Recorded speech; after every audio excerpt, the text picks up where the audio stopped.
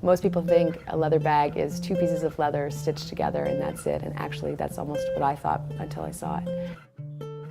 Well, the process that we've been through the last 3 days has been a really a bit of a journey. It's the idea is that we have wanted to come up with a capsule collection for Ecco A&A. So what's important for us is that we take the best of what we have, which is the Scandinavian design, the aesthetic that we have, the great quality materials, the leather that comes from here, from Dongen, and that we combine that with the fit and functionality of a great handbag for men or women. We brought together a really diverse team of different creative disciplines. We have product designers, we have fashion designers, we have bag designers, with shoe designers, all coming together to work intensively for 3 days to come up with a cool collection. It's about 2 favorite things of myself. It's first of all about leather and it's about bags, so that's already the perfect start. So thinking about a bag and thinking about how you use the material, it's something that goes hand in hand. It's very important. If you think of the material, how it behaves, it will define the look of the bag. So even what we are doing today, it's all about finding the right DNA of how the material should behave. Is the bag soft? Is it firm? Is it hard? Does it have a classic appearance? Or something more casual? Before, when we were looking at all the different kind of leathers, some people would approach it from a colour perspective, other people would approach it from a texture perspective, and other people from a kinesthetic perspective.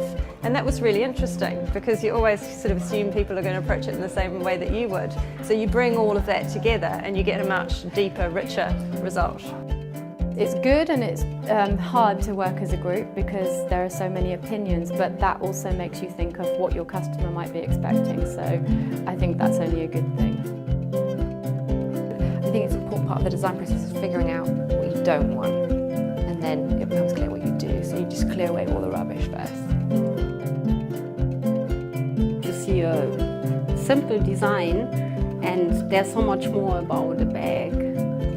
When you use it, when you open it, and I think this is a big challenge.